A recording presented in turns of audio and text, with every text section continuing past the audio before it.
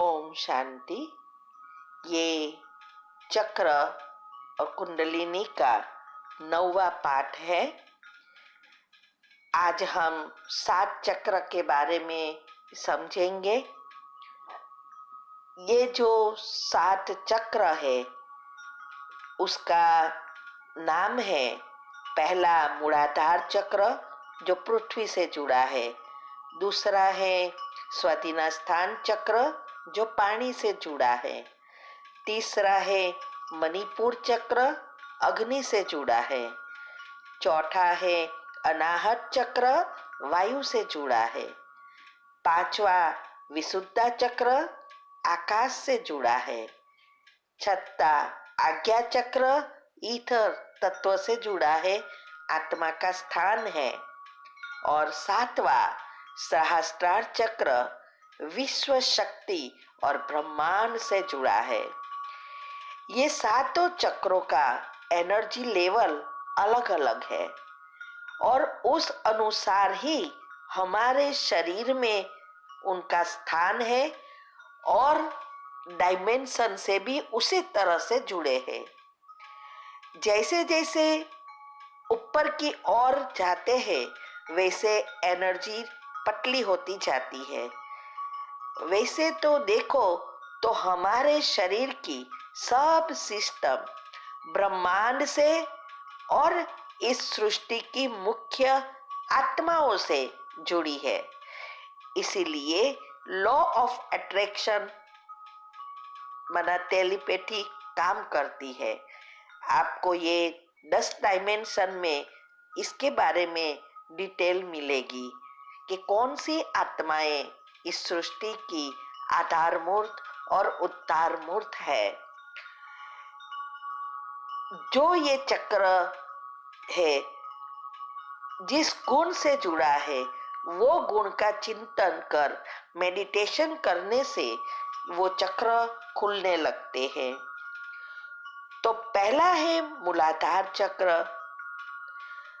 तो मूलाधार चक्र का गुण है शक्ति, रंग लाल है, तत्व पृथ्वी है, शरीर में ग्रंथि जो है वो है एडर्नल ग्लैंड्स और प्रोस्टेट ग्रंथि से जुड़ा है।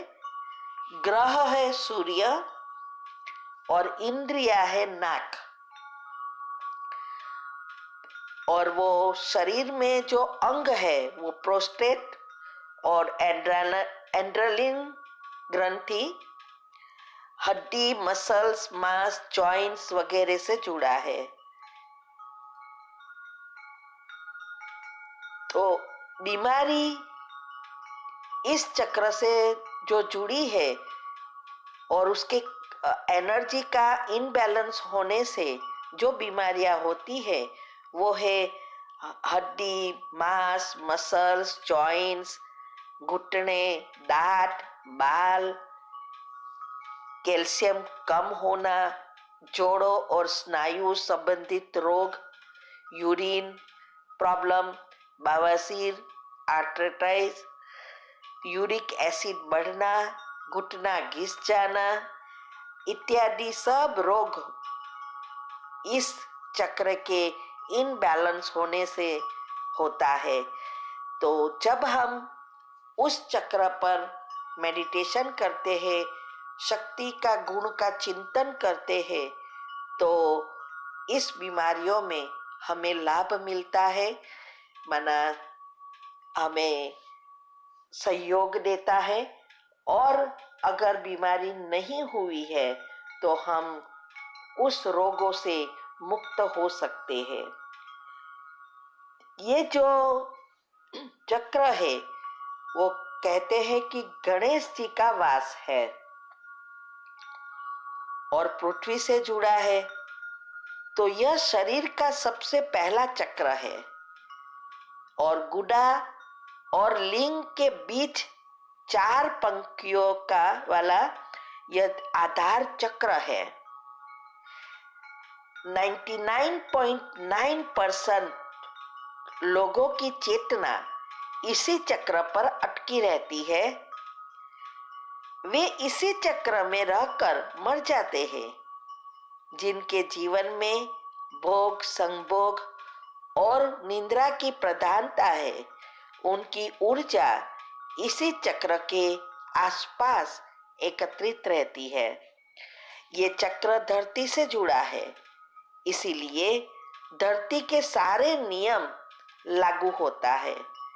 धरती का मुख्य नियम ही है चुंबकीय शक्ति। हर वस्तु को अपनी ओर खींचता है। तो हमारी शरीर की जो एनर्जी है, वो भी वो पृथ्वी तरफ खींचता रहता है। हम जब अपने को आत्मा समझते हैं तो चुंबकीय शक्ति से छूटते जाते हैं और ऊर्जा की ऊर्ध्व गति होती है। चक्र जगाने की विधि है, जब तक मनुष्य पशुवत है तब तक वो इसी चक्र में जी रहा होता है। इसीलिए आलस्य, अलबेलापन, भोग, संभोग, निद्रा और संयम पर, नियम और संयम पर रखते हुए इस चक्र के गुण शक्ति के संकल्प कर, माना जो हमारा इस चक्र का गुण है, उस गुण माना शक्ति, उस शक्ति के गुण के संकल्प चलाकर वाइब्रेशंस प्रवाहित कर लगातार ध्यान लगाने से यह चक्र जागृत होने लगता है। इसको जागृत करने का दूसरा नियम है यम और नियम का पालन करते हुए साक्षी भाव में रहना। जो परमात्मा आके कहते हैं कि हर परिस्थिति में हमें ड्रामा का ज्ञान और कर्म की गुह्य गति यूज करके साक्षी दृष्टा बन जाना है, तो ये चक्र खोलने में बहुत मदद रूप करता है। इसका प्रभाव हमारे जो भी व्यक्ति का ये चक्र खुलने लगता है तो उसके अंदर वीरता, निर्भयता और आनंद का भाव जागृत होता है। सिद्धियां प्राप्त करने के लिए ये तीनों जरूरी है। और जब ये चक्र खुलने लगता है या खुल जाता है तो उससे लाभ होता है कि व्यक्ति के जीवन में लालच नाम की चीज बिल्कुल खत्म हो जाती है और एक आत्मिक ज्ञान प्राप्त होता है। व्यक्ति अच्छा ज्ञान प्राप्त करता है और जिंदगी में बड़े से बड़ी जिम्मेवारी लेने की क्षमता, ताकत बढ़ जाती है। हौसला मजबूत होता है और शारीरिक ऊर्जा बढ़ती है। लेकिन ये चक्र, पहला चक्र बहुत मुख्य है, आधार है, इसीलिए समय बहुत लगता है। लेकिन अगर हम निरंतर गुणों का चिंतन करते रहते हैं और ज्ञान का चिंतन करते हैं तो हमें ये चक्र खोलने में बहुत मदद मिलती है। दूसरा है स्वाधीन स्थान चक्र। उसका गुण है पवित्रता, रंग है नारंगी, विकार है मोह, तत्व है जल, ग्रह है मंगल और इंद्रिया है जीभ माना स्वाद। और हमारे शरीर में जो ग्रंथि से जुड़ा है वो है गोनेड ग्रंथि और ओवरीज, और अवयव से जुड़ा है वो है रिप्रोडक्टिव सिस्टम, किडनी, ब्लैडर्स और तीनों सेल्स के साथ जुड़ा है। बीमारियां इस चक्र के इनबैलेंस होने से जो होती है वो है इन्फेक्शन, त्वचा रोग, खून से जुड़े हुए रोग और तीनों सेल से जुड़े हुए बीमारियां होती है। यह चक्र नाभि के नीचे स्थित है, जिसकी 6 पंखुड़ियां बताई है। अगर आपकी ऊर्जा इस चक्र पर ही एकत्रित है तो आपके जीवन में आमोद प्रमोद, मनोरंजन, घूमना फिरना और मौज मस्ती करने की प्रधानता रहती है। इसमें ही खोए खोए रहते हैं। यह सब करते हुए आपका जीवन कब व्यतीत हो जाएगा आपको भी पता नहीं चलेगा और हाथ फिर भी खाली ही रह जाएगा। कहते हैं इस चक्र में सरस्वती और ब्रह्मा जी का वास होता है। यह 8 दल वाला कमल है। इस चक्र का प्रभाव जब बंद होता है तो उसका प्रभाव पड़ता है इसके जागृत होने पर क्रूरता, गर्व, आलस्य, अलबेलापन, प्रमाद, अवज्ञा, अविश्वास आदि दुर्गुणों का नाश होता है। माना जब ये चक्र हमारे बंद होता है, माना उस पर हमारी ऊर्जा टिकी हुई होती है, तो ये सब दुर्गुण होते हैं और जैसे जैसे खुलना लगते हैं तो ये सब दुर्गुण निकलकर गुणों की प्रवेशता होती है। क्योंकि संस्कार परिवर्तन इस चक्र से ही होता है, क्योंकि संकल्प से ही संस्कार परिवर्तन होता है। सिद्धियां प्राप्त करने के लिए जरूरी है कि सारे दुर्गुण समाप्त हो, तभी सिद्धियां आपका द्वार खिटखिटाएगी। और जब ये चक्र खुल जाता है तो मना जागृत हो जाता है तो शारीरिक समस्याएं सब समाप्त हो जाती है। शरीर में कोई भी विकार जल तत्व के ठीक न होने से ही होता है, तो वो समाप्त हो जाता है। इसके जागृत होने से जल तत्व का भी पूर्ण ज्ञान होता है। शारीरिक विकार का नाश होता है। जल सिद्धि की प्राप्ति हो जाती है। इसके जागृत होने पर क्रूरता, गर्व, आलस्य, प्रमाद, अवज्ञा, अविश्वास आदि दुर्गुणों का भी नाश हो जाता है। और इस चक्र की एक खासियत है कि ये चक्र हमारे भाव शरीर से जुड़ा हुआ है। हमारी भावनाएं यहाँ उत्पन्न होती है। तो जब हमारा ये भौतिक शरीर छूट जाता है, माना हम मर जाते हैं, तब भी ये शरीर 13 दिन तक जीवित रहता है।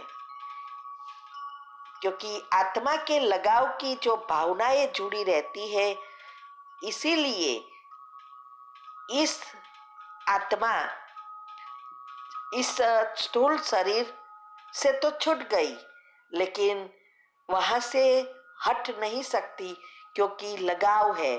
तो हम उस समय अगर इस आत्मा को योग बल से लगाव तोड़ने में मदद कर सकते हैं तो उसका दूसरा जन्म सुधर जाता है।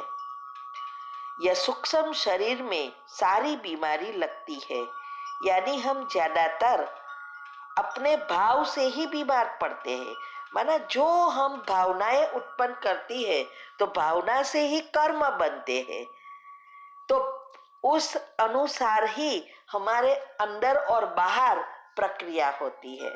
इसीलिए परमात्मा भी आके कहते हैं कि संकल्प पर ध्यान दो। संकल्प ही अच्छा या बुरा कर्म कराती है, अच्छा व बुरा संस्कार बनाती है, दुख या प्रॉब्लम देती है। जो कुछ है वो संकल्प से ही होता है।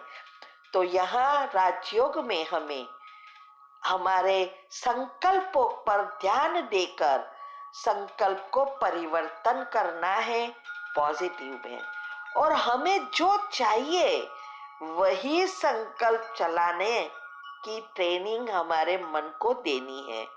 पहले पहले कठिन लगेगा, लेकिन जैसे जैसे हमारे अंदर परिवर्तन आता जाता है वैसे वैसे ये सब सहज होता जाता है, एक जीवन स्टाइल बनती जाती है। तो ये चक्र में ही हमारी प्राकृतिक जो संभावनाएं हैं, भावनाएं हैं, ये सब पैदा होती है। प्रेम और भावना के सपने भी इस शरीर में ही पैदा होते हैं। तो भय, घृणा, क्रोध, हिंसा की जगह पर अभय, प्रेम, करुणा, मैत्री जैसी भावना ये फलित होती जाती है अगर हम इस चक्र को खोल देते हैं तो। फिर तीसरा है मणिपुर चक्र। मणिपुर चक्र इस शरीर का मुख्य प्रोसेस करने का स्थान है। सब कुछ यहाँ ही होता है।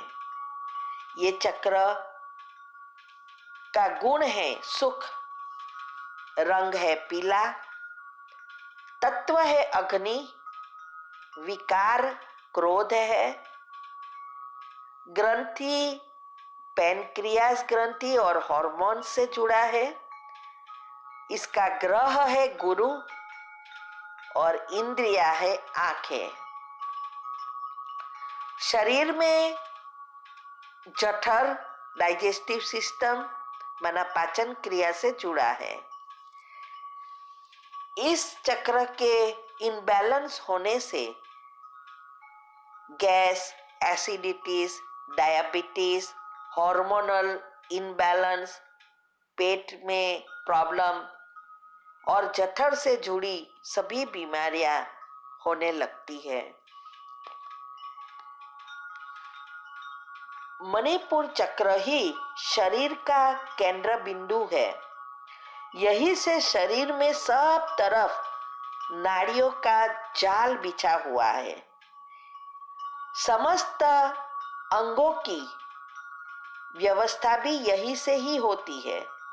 यह सोता रहे तो लिप्सा, कपट, तोड़फोड़, कुर्तक, चिंता, मोह, दंभ, अविवेक, अहंकार से भरा जीवन बना रहेगा। और जब जागरण होता है तब ये सब दूर हो जाएगा। उसका जो जैसे जैसे हम योग करते जाते हैं तो उसका हमारे ऊपर प्रभाव पड़ता है। हमारे अंदर जो तृष्णा, ईर्ष्या, चुगली, लज्जा, भय, घृणा, मोह आदि दूर होते जाते हैं। यह चक्र मूल रूप से आत्मशक्ति प्रदान करता है। सिद्धियां प्राप्त करने के लिए आत्मवान होना जरूरी है। आत्मवान होने से ही सब हम प्राप्त कर सकते हैं। उसका अनुभव करना भी जरूरी है कि आप शरीर नहीं पर आत्मा है। जब हम आत्मा की स्मृति में रहते हैं तो आत्मा में से सहज ही एनर्जी का फ्लो शुरू होता है, करंट बहाव शुरू होता है। तो आत्मशक्ति, आत्मबल और आत्मसम्मान के साथ जीवन का कोई भी लक्ष्य दुर्लभ नहीं होता। इम्पॉसिबल का भी पॉसिबल हो सकता है। और ये चक्र जब खुल जाता है तो उससे हमें जो लाभ होते हैं वह है व्यक्ति सर्वशक्ति संपन्न हो जाता है। प्रकृति के बारे में ज्ञान प्राप्त होता है। जीवों की उत्पत्ति कैसे हुई, ये दुनिया कैसे हुई, ये सब ज्ञान प्रकट होता है। यहाँ तक कि यह चक्र पूर्व जन्म का भी ज्ञान देता है, भाषा का ज्ञान देता है और अग्नि तत्व की सिद्धियां प्राप्त कर सकते हैं। ओम शांति। अभी हम अगले टॉपिक में दूसरे 4 चक्र बाकी है, उसके बारे में समझने का प्रयत्न करेंगे। ये सबको फॉरवर्ड करो, जिससे सभी को ये समझ में आए कि ये चक्र क्या है और कैसे खोल सकते हैं। जो मन में भ्रांति भरी है कि ये चक्र गृहस्थ में नहीं खोल सकते, तो वो इजी रास्ता उसको मिले तो घर बैठे वो अपना कल्याण कर सकेंगे और हम पुण्य के पात्र बन सकेंगे, दुआएं प्राप्त कर सकेंगे। ओम शांति।